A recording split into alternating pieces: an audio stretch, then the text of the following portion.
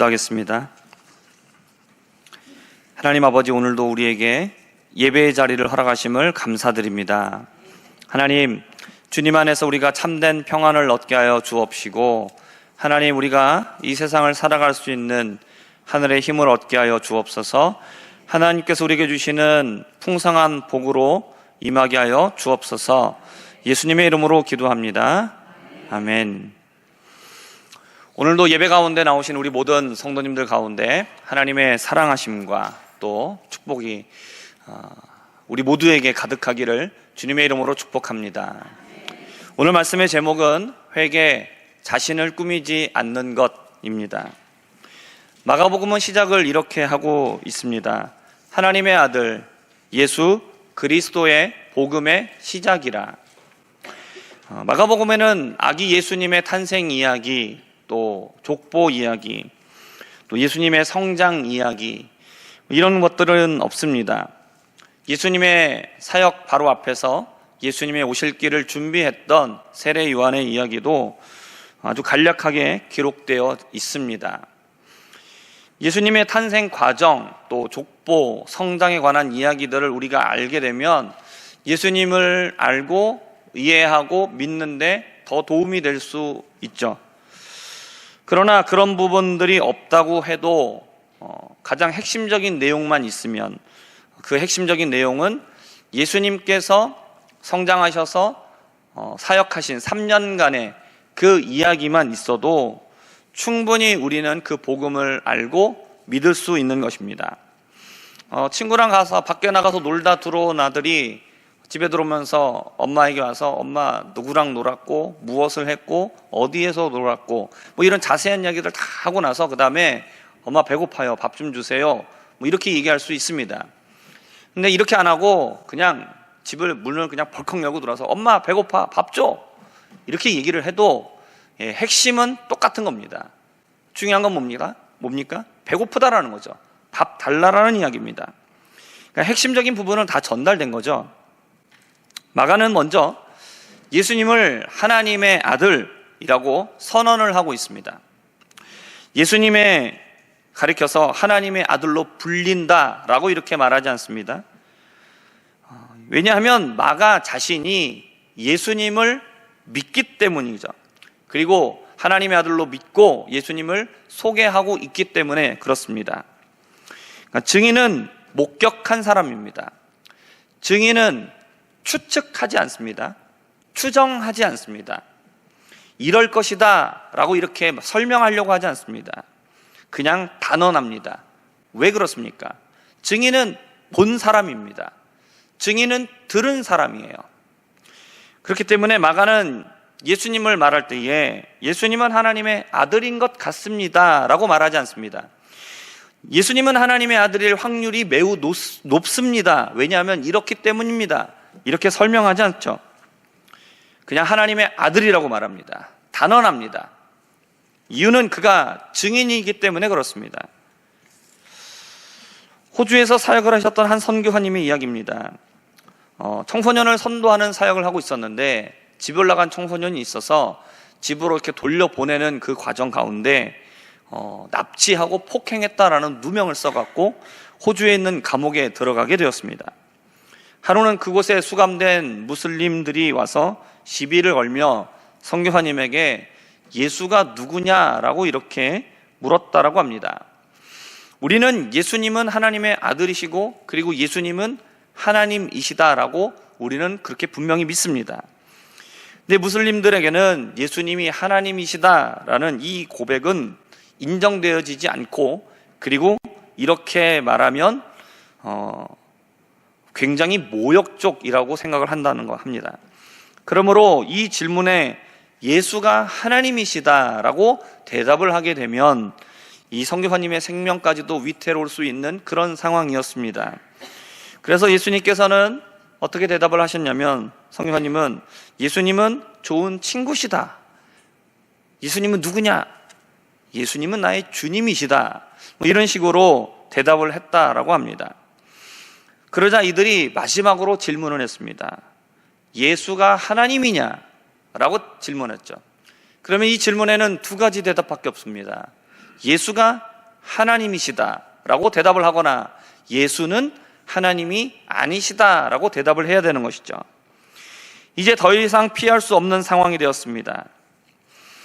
그래서 성교사님은 대답했습니다. 예수는 하나님이시다라고 대답했어요. 그러자 이 질문을 한 무슬림과 그리고 그 주변에 둘러싸고 있었던 무슬림들이 강하게 성교사님을 몰아붙이면서 왜 예수가 하나님이냐라고 겁박하기 시작했습니다. 이렇게 거칠게 몰아붙일 때에 성교사님의 마음 가운데 두려운 마음이 찾아올 수 있겠죠. 그런데 두려운 마음이 아니라 강하고 담대한 마음이 솟아났다라고 합니다.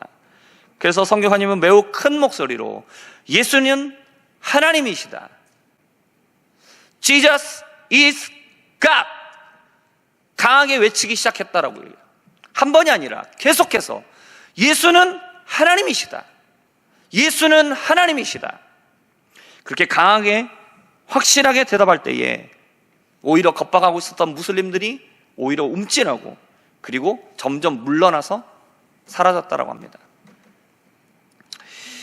이 성교사님께서 저녁 기도 시간대에 기도할 때에 그때 주님께서 음성을 주셨습니다. 그것은 아들아 참 고맙다 였다고 합니다. 지금 이 시대에 우리에게 필요한 것은 이 성교사님과 같이 그리고 마가와 같이 강하고 단호한 믿음의 선언입니다. 예수가 누구신가? 라는 이 질문에 예수는 하나님이시다. 예수는 우리의 구원자이시다. 라는 이런 고백이 필요합니다. 이러한 확실한 믿음의 고백을 가지고 믿음의 고백을 드릴 수 있는 저와 우리 모든 성도님들 되시기를 주님의 이름으로 부탁드립니다. 복음의 시작은 먼저 하나님께서 보내신 세례 요한의 이야기로 시작하고 있습니다. 세례 요한은 예수님이 사역을 하시기 전에 준비하는 자로 보내졌습니다. 그의 준비는 광야에서 죄 사함의 메시지를 전함으로 예수님이 오실 길을 곧게 하는 것이었습니다. 곧게 한다라는 것은 구부러진 것을 피는 것이죠. 바르게 하는 것입니다. 이것은 잘못된 것을 바로잡는 것입니다. 정직하게 진실하게 행하도록 만드는 것입니다. 세례 요한은 사람들이 하나님 앞에서 굽어져 있었던 것들을 깨닫게 하고 바르게 하게 하였습니다. 당시에 사람들의 굽어진 모습은 무엇이었습니까? 그들은 어떤 죄를 지었습니까? 그들은 사람들을 속여서 이익을 취했습니다. 자기가 가지고 있는 힘을 갖고 힘이 없는 사람들의 것을 빼앗았습니다. 가난하고 도움이 필요한 자들의 외침을 무시했습니다. 외면했습니다. 이러한 것들이 하나님 앞에서 굽어져 있었던 그들의 모습이었습니다. 세례 요한은 당시 요한들에게 그들의 삶이 하나님 앞에 바르지 않고 굽어져 있다는 것을 깨닫게 하고 그리고 이것을 바르게 잡아 하나님이 원하시는 삶을 살아야 한다라고 외쳤던 것입니다. 세례 요한이 외친 회개하라는 이 말씀을 듣고 죄를 회개했었던 사람들은 뒤에 오신 예수님의 말씀을 들었을 때에 이들은 예수님의 말씀도 받아들였습니다. 예수님을 믿는 사람들이 되었습니다. 누가복음 7장 29절과 30절의 말씀입니다. 함께 읽어보겠습니다. 모든 백성과 세리들은 이미 요한의 세례를 받은지라 이 말씀을 듣고 하나님을 의롭다 하되 바리새인과 율법교사들은 그의 세례를 받지 아니하므로 그들 자신을 위한 하나님의 뜻을 저버리니라. 아멘. 백성들과 세리들은 요한의 외침을 들었습니다. 그리고 자신들의 죄를 깨닫고 회개했습니다. 그리고 이어서 오신 예수님의 말씀, 회개하고 천국을 믿으라 라고 말씀하시는 그 예수님의 말씀도 받아들였죠. 그러면서 하나님을 의롭다, 예수님을 보면서 예수님은 하나님이 보내신 분이 맞다, 하나님은 의롭다라고 인정했습니다. 하지만 바리새인과 율법교사들은 어떻게 했습니까? 세례 요한의 세례를 받지 않았습니다. 왜 그랬을까요? 자신들은 회개할 것이 없다라고 생각했기 때문입니다. 그러므로 그들은 세례 요한의 그 주는 세례를 거절하고 그리고 뒤에 오신 예수님의 말씀도 거절했던 것입니다. 결국 그들은 자신을 위하여 주신 하나님의 뜻을 저버린 자들이 되었던 겁니다. 죄를 깨달은 사람은 계속해서 죄를 깨닫게 됩니다. 하지만 죄를 깨닫지 못한 사람은 계속해서 죄를 깨닫지 못합니다. 마치 공부도 이와 같습니다. 한 번 깨달은 사람은, 학생은 계속해서 잘 깨닫습니다. 근데 깨닫지 못한 학생은 진도가 나가면 나갈수록, 설명을 해주면 해줄수록 점점 미궁에 빠져듭니다. 깨닫지 못하기 때문에 계속해서 이어지는 그 모든 것들을 깨닫지 못하는 것이죠. 바울은 자신을 가리켜서 뭐라고 말했느냐? 나는 죄인 중에 뭐라고 말했죠? 괴수다. 내가 죄인의 우두머리다. 내가 죄인의 왕이다라고 얘기했습니다. 바울을 보면서 죄를 깨닫지 못한 사람은, 그래, 그렇구나, 그렇게 잘난 척하더니 너가 그렇게 죄가 많지? 라고 얘기하는 것이죠.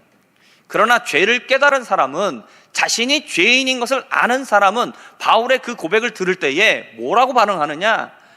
바울이 그렇게 고백했다라면 나는 얼마나 더 많은 죄를 짓고 있을까?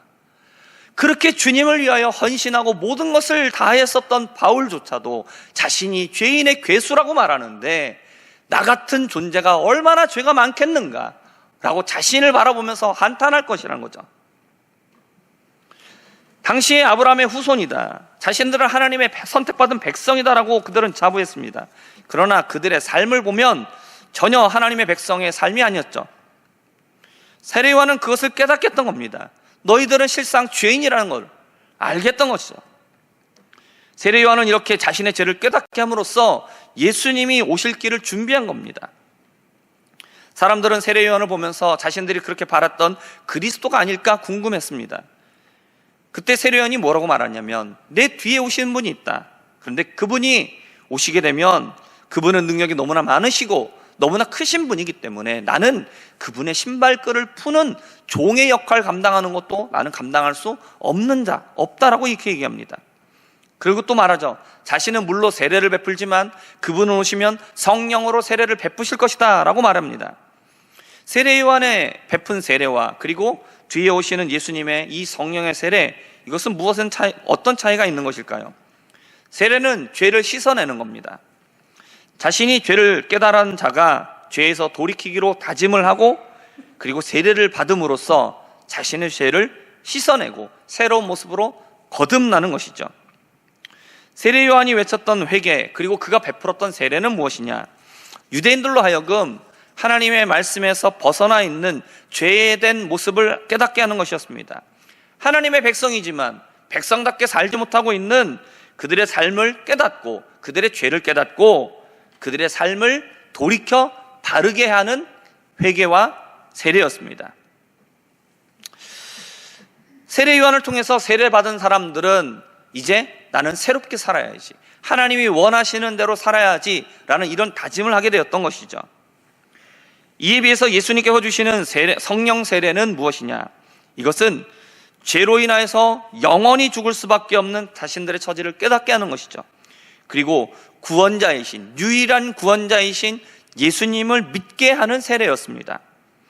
옛사람이 죽고 새 사람으로 거듭나는 세례인 것이죠. 예수님께서 주시는 성령 세례를 통해서 자신이 죄인인 것을 깨달은 사람은 죄에서 벗어나 하나님께로 돌아가겠다, 하나님께로 돌이키겠다라는 다짐을 하고, 그리고 새 사람으로 거듭나는 세례입니다. 로마서 6장 3절과 4절의 말씀입니다. 무릇 그리스도 예수와 합하여 세례를 받은 우리는 그의 죽으심과 합하여 세례를 받은 줄을 알지 못하느냐? 그러므로 우리가 그의 죽으심과 합하여 세례를 받음으로 그와 함께 장사되었나니, 죽었다는 얘기죠. 이는 아버지의 영광으로 말미암아 그리스도를 죽은 자 가운데서 살리심과 같이 우리로 또한 새 생명 가운데서 행하게 하려 함이라. 여기서 나오고 있는 새 생명은 영생을 말하고 있습니다. 거듭나게 하는 중생의 세례, 이것은 오직 하나님만이 주실 수 있는 세례입니다. 세례 요한은 바로 자신이 뒤에 오시는 예수님은 하나님의 아들이시고 우리를 구원하시는 구원자이시며 성령으로 우리로 하여금 거듭나게 하시는, 구원을 주시는 분이다라고 말한 것이죠. 오늘날 교회에서 행해지고 있는 세례는 어떤 세례냐?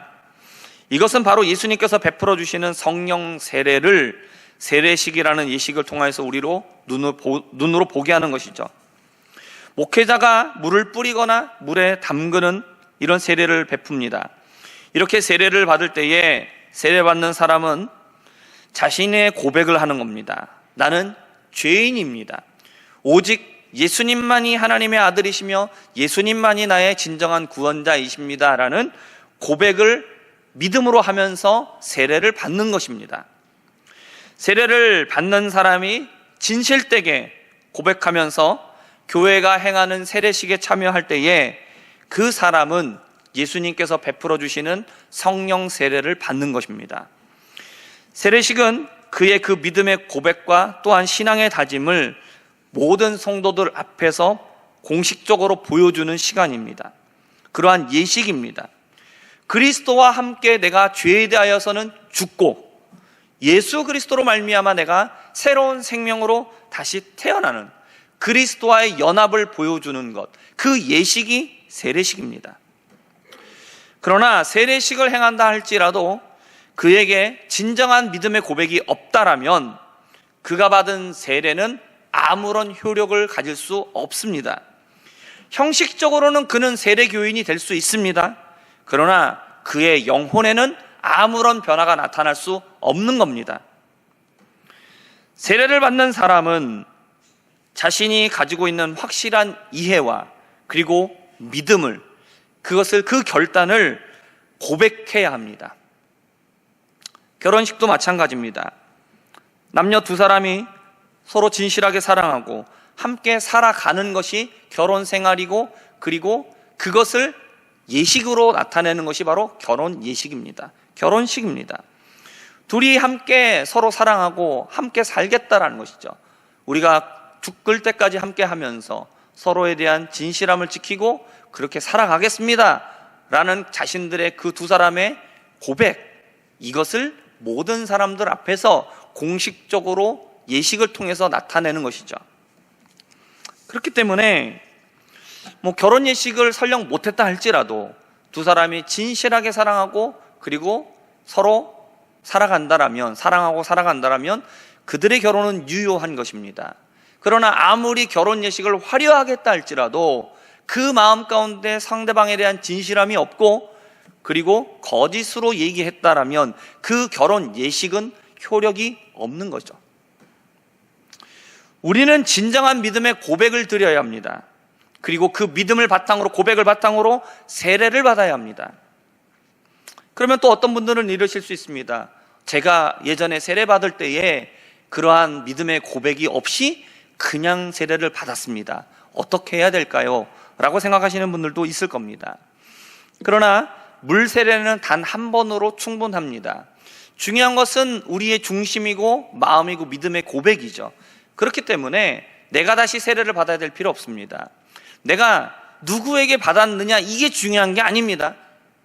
나에게 세례를 준 사람이 능력이 있는 것이 아니라 그 세례 예식 가운데서 역사하시는 하나님의 능력이 유효한 겁니다.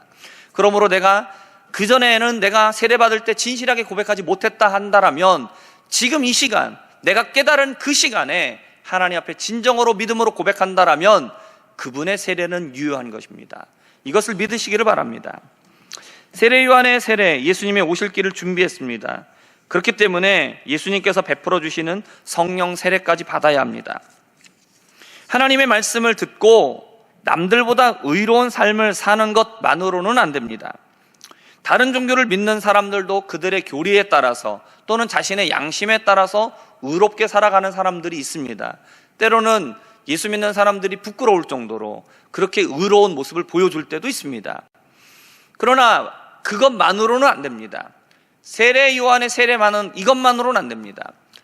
예수께서 베풀어 주시는 성령의 세례를 받아야 됩니다.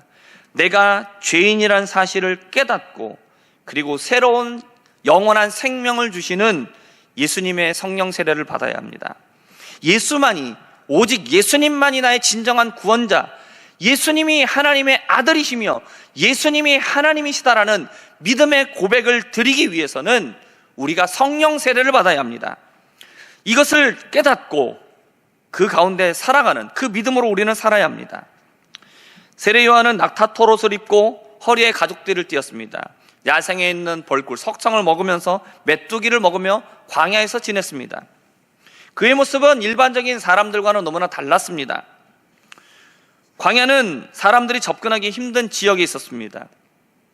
그런데 세례 요한이 이 광야에서 회개를 외칠 때에, 그리고 세례를 줄 때에 온 유대 지방 그리고 예루살렘에 있는 모든 사람들이 다 나아가서 자기의 죄를 자복했습니다. 그리고 요단강에서 세례를 받았습니다. 광야에서 회개를 외치고 죄사함의 세례를 베풀었던 이 요한의 모습은 우리가 하나님 앞에서 회개를 할 때에 우리의 모습이 어떠해야 하는가를 잘 보여주고 있습니다. 광야는 우리가 잘 알고 있는 것처럼 아무것도 없는 곳입니다. 사람들이 세상에서 가지고 있는 그 모든 것들이 소용이 없는 곳이 광야입니다.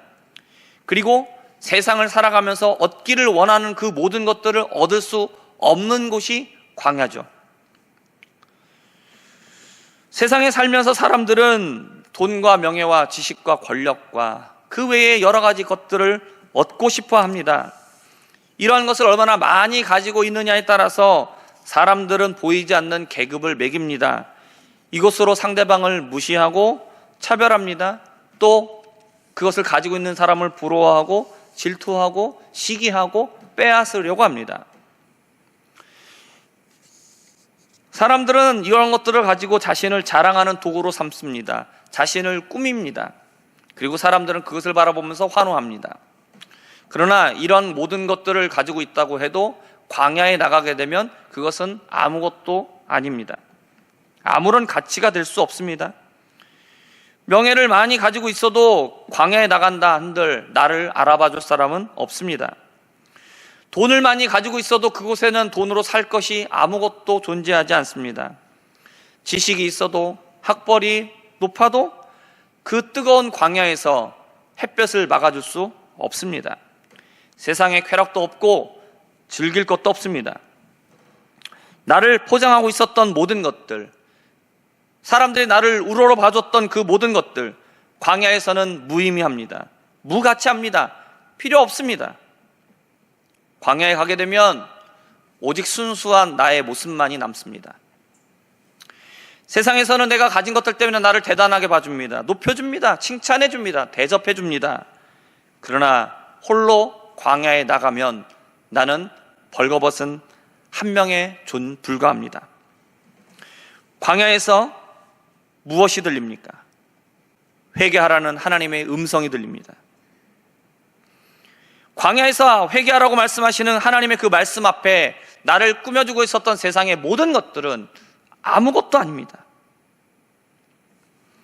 회개하라고 하나님께서 말씀하실 때에 나를 꾸며주고 사람들이 나를 그럴싸하게 봐주었던 그 모든 세상의 것들은 아무것도 아니기 때문에 우리는 그것들을 내려놔야 합니다. 광야에서 말씀하십니다. 회개하라. 저는 부자입니다. 너는 죄인이다. 하나님, 저는 박사학위가 많습니다. 그래서 그게 어떻다는 거냐? 하나님, 저는 높은 지위에 있습니다.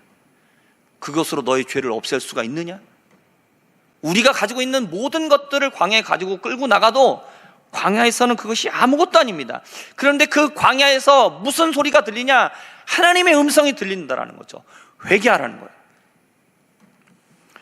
우리의 죄는 세상 것으로 아무리 치장해도 없어질 수 없습니다. 가려질 수 없습니다. 더러운 오물이 잔뜩 묻어있는 사람이 자신을 아무리 화장하고 보석으로 치장하고 아무리 명품을 입어도 더러운 건 더러운 겁니다. 회개의 말씀은 어디서 들리냐?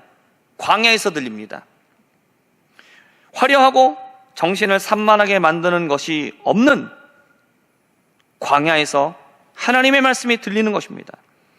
화려한 세상에서는 모든 것이 번잡하고 내 정신을 산만하게 만드는 이 세상에서는 하나님의 말씀이 들리지 않습니다.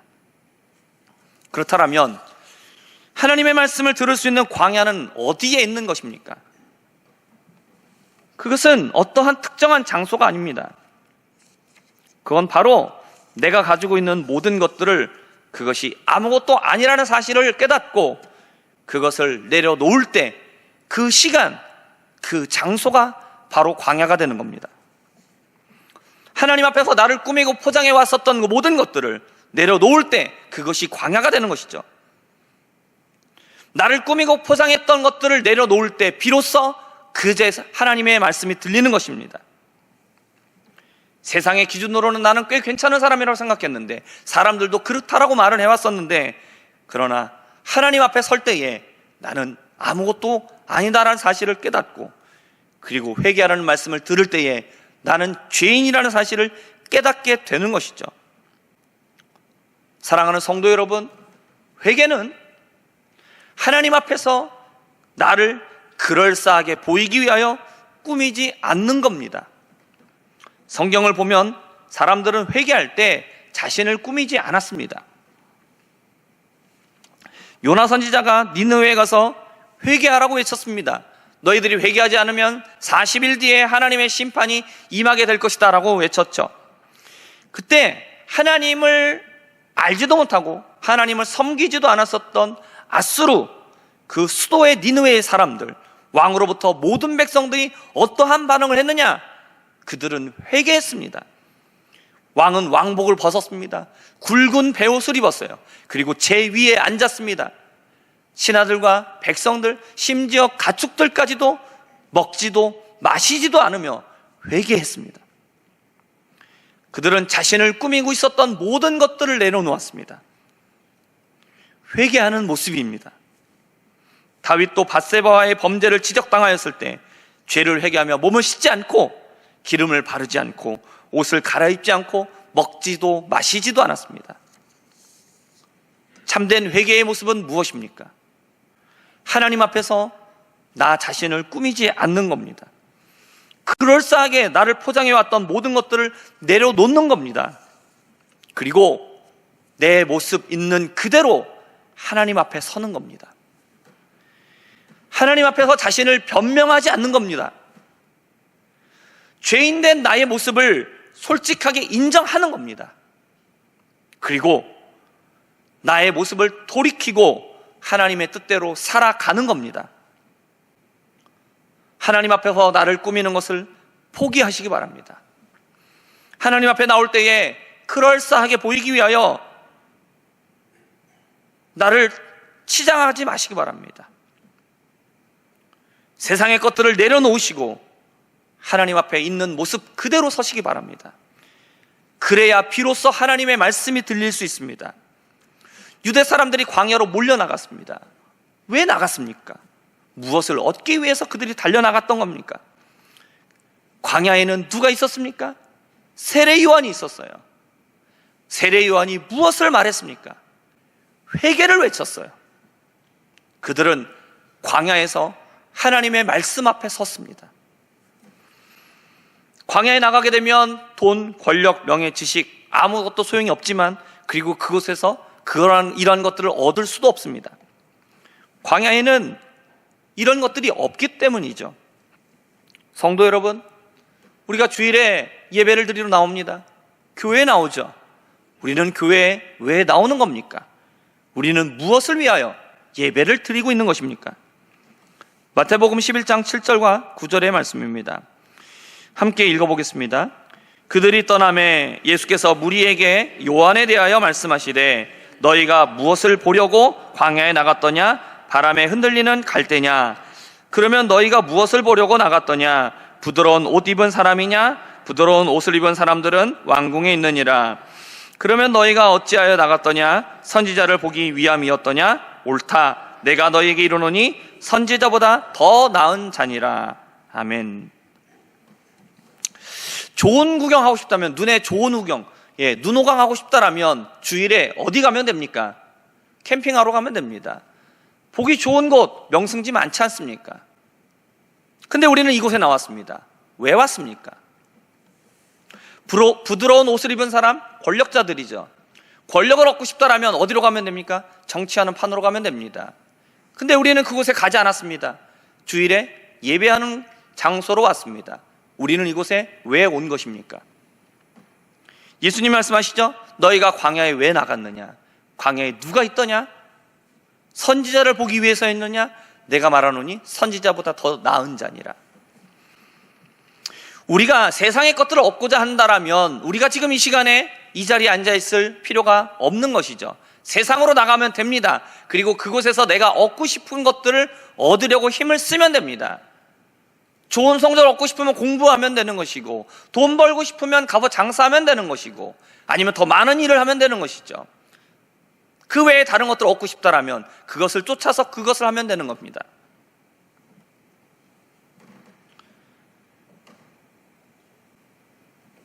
사람들이 세상적인 것을 찾기 위하여 광야에 나갔던 것이 아닙니다. 그들은 하나님의 말씀을 듣기 위하여 광야로 나갔습니다. 교회에 나와서 세상의 것을 얻으려 하고 세상의 유익을 얻으려고 한다면 그것은 주소를 잘못 찾은 겁니다. 교회는 하나님의 말씀을 듣기 위해서 나오는 겁니다. 예수를 믿으면 만사 형통입니다 라는 이러한 얘기를 듣기 위해서 나오는 것이 아니라는 겁니다. 내가 이곳에 나와서 하나님 앞에 예배를 드렸으니까, 헌금을 드렸으니까 하나님이 나에게 복을 주실 거야, 세상의 복들을, 내가 원하는 것들을 채워주실 거야 라고 생각하기 때문에 이곳에 나오는 것이 아니라는 것이죠. 교회에 나오는 이유, 예배에 나오는 이유는 하나님의 말씀을 듣기 위함이죠. 그러므로 우리는 어떻게 되느냐? 교회에 나올 때에 세상의 것으로 나를 꾸미려 할 필요가 없는 거예요. 세상에서는 내가 사장이라 할지라도 교회에 왔을 땐 난 사장이 아닙니다. 나는 광야에 선 사람이죠. 하나님 앞에 서 있는 단 한 명의 인간에 불과합니다. 그러므로 하나님 앞에 나오실 때에 나를 그럴싸하게 꾸미려고 하지 마시기 바랍니다. 그 것들을 다 내려놓으실 수 있기를 바랍니다. 꾸미지 않는 나 자신에 있는 모습 그대로 하나님 앞에 서게 될 때에 우리는 비로소 하나님의 말씀을 들을 수 있는 겁니다. 참된 회개의 말씀을 듣고 참된 회개에 이를 수 있는 줄 믿습니다. 우리 모두 말씀 앞에 서시기를 바랍니다. 그리고 이 시대에 하나님께서 참으로 찾으시는 진정한 예배자가 되시기를 바랍니다. 하나님께서 진정으로 찾으시는 진짜 성도가 되시기를 바랍니다. 종교란에다가 기독교라고 적는 사람이 아니라 정말로 예수를 하나님의 아들이시요 하나님이시며 나의 유일한 구원자라고 믿음으로 고백하며 그것을 세상에 외칠 수 있는 진정한 믿음의 성도가 되실 수 있기를, 그러한 우리 모두가 되기를 주님의 이름으로 축복합니다. 기도하겠습니다. 하나님 아버지, 이 시간 우리가 하나님 앞에 나왔습니다.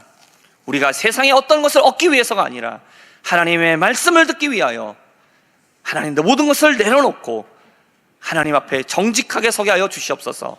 그리고 회개하라고 말씀하시는 하나님의 음성을 듣고 내가 죄인인 것을 깨닫고 하나님 앞에 참된 회개에 이르며 참된 예배를 드리며 이 시대의 진정한 성도로 살아갈 수 있는 우리 모두가 되도록 주님 은혜를 베풀어 주시옵소서. 예수님의 이름으로 기도합니다. 아멘.